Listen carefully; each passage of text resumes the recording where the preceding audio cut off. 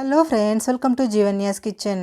Friends, இன்றைக்கி நம்ம இட்லி, தோசை, சப்பாத்தி, சாதம்னு எல்லாத்துக்குமே ரொம்ப ரொம்ப பொருத்தமாக இருக்கிற மாதிரி ரொம்பவே டேஸ்டியான ஒரு தொக்கு ரெசிபி செய்ய போகிறோம்.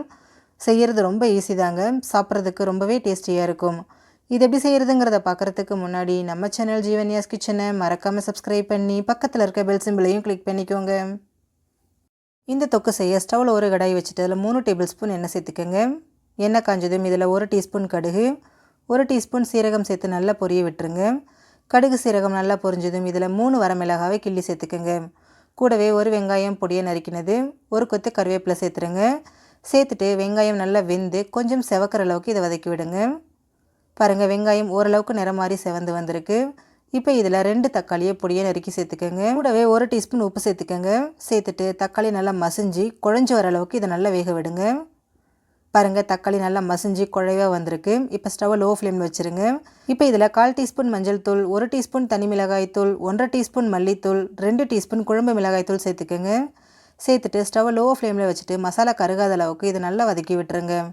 மசாலா ஓரளவுக்கு வெந்து வந்ததுக்கப்புறமா இதில் 200 கிராம் அளவுக்கு பீர்க்கங்காய் எடுத்துகிட்டு அதில் இருக்கக்கூடிய தோல் எல்லாத்தையும் சீவிட்டு நல்லா இந்த மாதிரி பொடியை நறுக்கி சேர்த்துக்கோங்க. சேர்த்துட்டு ஒரு 2 நிமிஷத்துக்கு மீடியம் ஃப்ளேம்லேயே இதை நல்லா வேக விடுங்க. காய் கொஞ்சம் சாஃப்ட் ஆகட்டும். பாருங்கள், காய் ஓரளவுக்கு நல்லா சாஃப்ட் ஆகிடுச்சு. இப்போ ஒரு 5 நிமிஷத்துக்கு ஸ்டவ்வை லோ ஃப்ளேமில் வச்சுட்டு இதை மூடி போட்டு விட்டுருவோம். காய் கொஞ்சம் வேகட்டும். தண்ணி எதுவும் சேர்க்க வேண்டாம், காயே நல்லா தண்ணி விட்டு வரும். பாருங்கள், 5 நிமிஷம் ஆயிடுச்சு.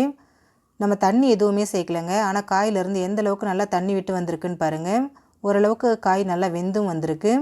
இப்போ இதில் தேவையான அளவு தண்ணி சேர்த்துக்கலாம். நான் இன்றைக்கி 1/2 கப் அளவுக்கு தண்ணி சேர்த்துக்கிறேன்.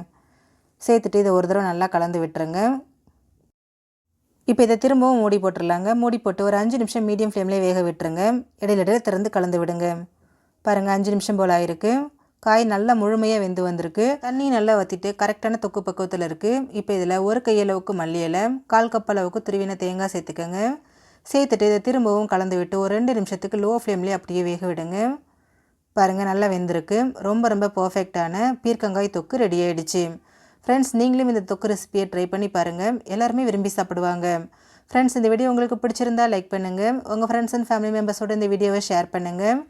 இந்த வீடியோ பற்றின உங்களோட கருத்துக்களை கமெண்ட் பண்ணிவிட்டு நம்ம சேனல் ஜீவன்யாஸ் கிச்சனை மறக்காமல் சப்ஸ்கிரைப் பண்ணி பக்கத்தில் இருக்க பெல் சிம்பிளையும் கிளிக் பண்ணிக்கோங்க.